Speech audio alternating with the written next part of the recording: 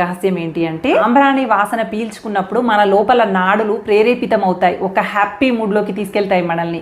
ఆ నాడులు ప్రేరేపితం అవ్వడం వల్ల రక్త ప్రసరణ మరింతగా జరిగి మనం ఒక హ్యాపీ మూడ్ లోకి వెళ్ళిపోతాం అనమాట. చాలా ప్లెజెంట్ గా అనిపిస్తుంది. దాంతో మానసికంగా మరింత ఉత్సాహంగా ఉంటాం. ఒత్తిడిని నివారించి డిప్రెషన్ లోకి పోకుండా మనల్ని కాపాడుతుంది అనమాట.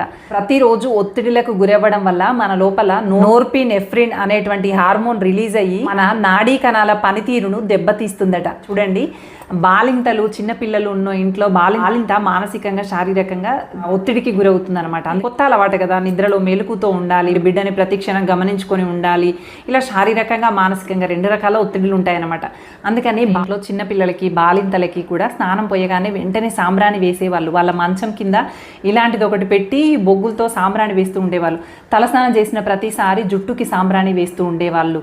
ఈ తల వెంట్రుకల్లో నెగిటివ్ ఎనర్జీ ఎక్కువగా ఉంటుందని చెప్పి అందుకనే వీరబోసుకొని